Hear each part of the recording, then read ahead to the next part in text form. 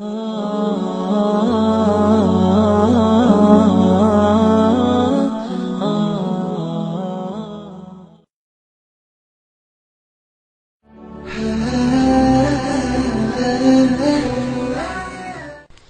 sekarang kita bahas beberapa contoh kasus bentuk dalamnya cinta Rasulullah kepada Khadijah. Rasulullah itu diberikan 9 bidadari pengganti Khadijah, itu nggak ada satupun yang bisa menggantikan Khadijah. Kalaupun 9-9-nya itu bersatu untuk beramal soleh, berbuat baik, mencintai Rasulullah setulus hati mereka, sama sekali tidak bisa menggantikan perasaan tentang Khadijah di dalam hati Rasulullah SAW. Itu dalam banget tuh. Cinta Rasul kepada Khadijah tuh sangat-sangat dalam, melebihi cinta beliau kepada Aisyah. Dan begitulah hati laki-laki. Hati laki-laki itu Allah jadikan tidak mungkin bertemu dua cinta secara persis sama dalam hatinya, nggak ada. Makanya Allah mengatakan, "Walan tastati'u an ta'dilu bainan nisa'i walau harastum." Kalian nggak bisa untuk benar-benar adil kepada perempuan walaupun kalian mengusahakannya. Adil dalam ayat ini adalah adil perasaan. Sedangkan di awal surat An-Nisa Allah mengatakan, wa in khiftum alla ta'dilu fawahidatan. Kalau kalian khawatir tidak bisa adil, maka satu, adil di dalam ayat itu adalah adil nafkah. Ini kalau kita bahas di fikih, ada 2 kali Allah menyebutkan adil di surat An-Nisa. Pertama di awalnya, kedua di tengahnya, yaitu di juz kelima. Adil yang pertama itu artinya adil nafkah, sedangkan adil yang kedua itu adil perasaan. Nafkah bisa adil, perasaan tidak. Dan Rasulullah tetap nggak bisa adil dalam perasaan beliau terhadap istri beliau, dan yang paling benar-benar beliau cintai dan dalam terasa di hati beliau adalah Khadijah. Pertanyaannya, apa yang dilakukan Khadijah sehingga bisa memenangkan hati seorang hamba yang paling dicintai Allah, Rasulullah SAW? Ini yang harus kita cari tahu, terutama bagi ibu-ibu, gimana memenangkan hati suami walaupun mungkin secara fisik Khadijah usianya udah 60 tahun ketika meninggal, 65 tahun. Atau ketika menikah dengan Rasulullah 40 tahun. Sementara Aisyah 9 tahun, 11 tahun, 10 tahun di masa-masa awal menikah dengan Rasulullah. Masih muda sekali. Hafsah 17 tahun, Sofiyah 19 tahun, Maria 22 tahun. Muda-muda nih. Tetapi nggak ada yang bisa mengalahkan Khadijah dalam urusan menguasai hati Rasulullah SAW. Rasulullah itu dalam banget cintanya kepada Khadijah. Nih, salah satunya nih. Pernah Rasulullah SAW ketika beliau sedang duduk bersama Aisyah nih, lagi berduaan sama Aisyah, tiba-tiba ada yang ngetuk pintu. Dan terdengarlah suara sepupunya Khadijah yang datang bertamu ke rumah Rasulullah. Tapi gaya ngomongnya tuh mirip Khadijah.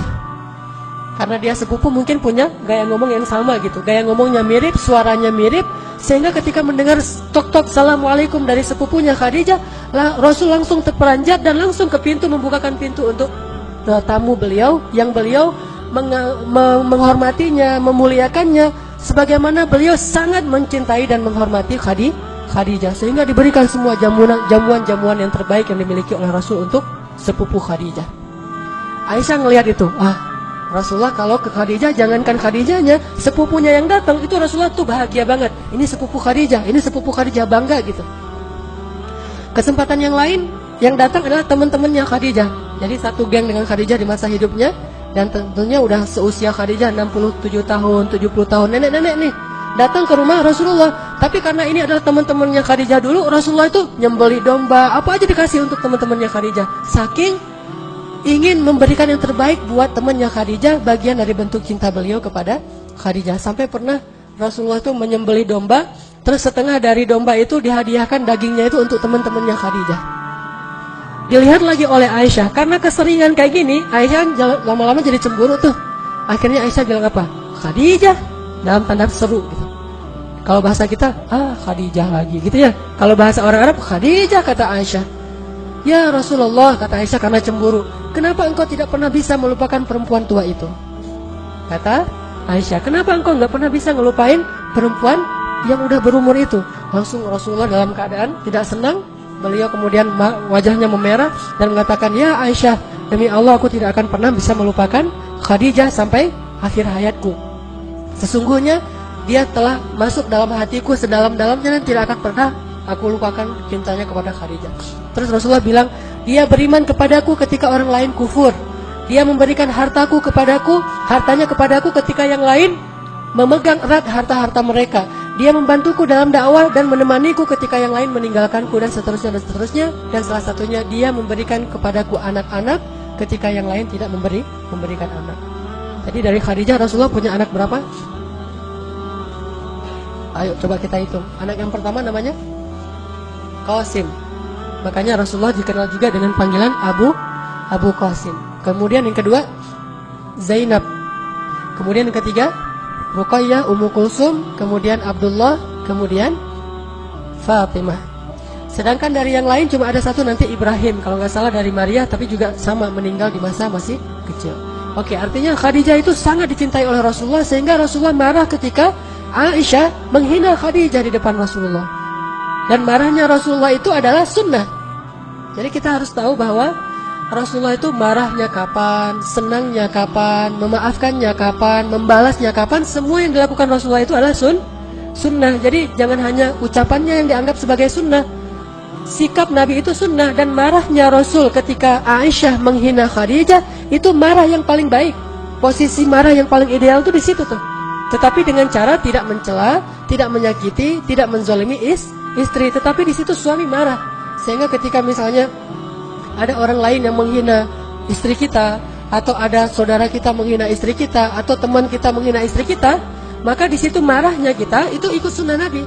Tetapi dengan syarat marah yang beretika, tidak mencela, tidak menyakiti, tidak menzalimi hak-hak orang lain.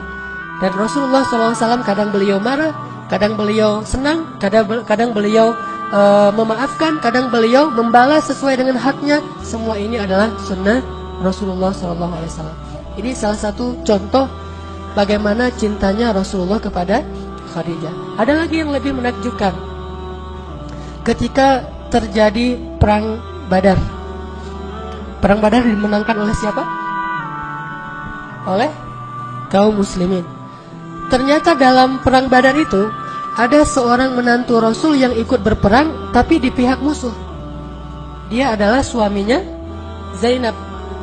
Jadi Zainab menikah, kemudian Rasulullah dapat wahyu berdakwah, tapi suami Zainab tidak mau ikut dakwahnya Rasulullah SAW. Jadi menantu beliau sendiri tidak mau beriman kepada Rasulullah SAW. Sehingga ketika Zainab hijrah ke Madinah, suaminya tidak ikut hijrah dan dia tinggal di Mekah. Terjadilah tahun kedua hijrah itu perang Badar, dan suaminya Zainab ikut dalam pasukan musuh, pasukannya Abu Jahal, berperang dalam perang Badar melawan Rasulullah.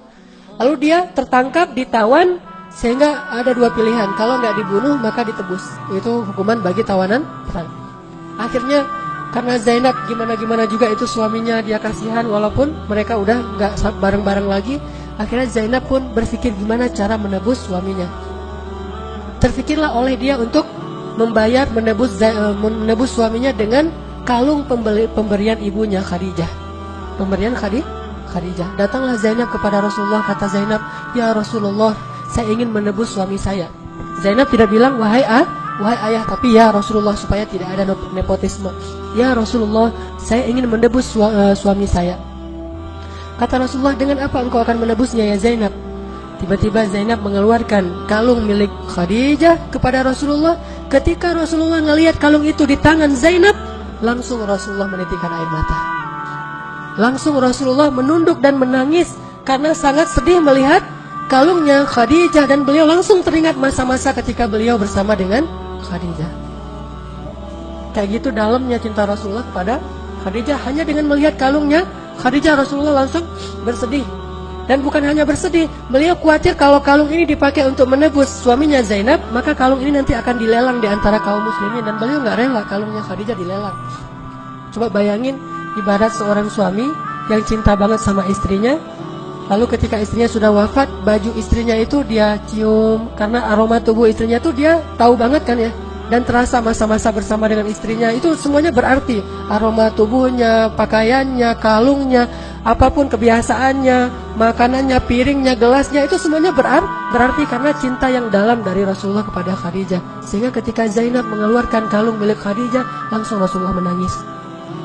Lalu setelah beliau menangis, beliau mengangkat kepalanya dan mengatakan kepada sahabatnya, "Relakah kalian jika kalian membebaskan menantuku tanpa harus menebusnya dengan gelang istriku?" Karena beliau nggak tega dan nggak punya apa-apa yang lain selain kalungnya Khadijah. "Relakah kalian jika dia ditebus tapi tidak dengan kalung istriku. Akhirnya para sahabat memaafkan dan merelakan itu dan kembalikan kalung itu kepada Zainab. Ini dalamnya cinta Rasulullah kepada Khadijah.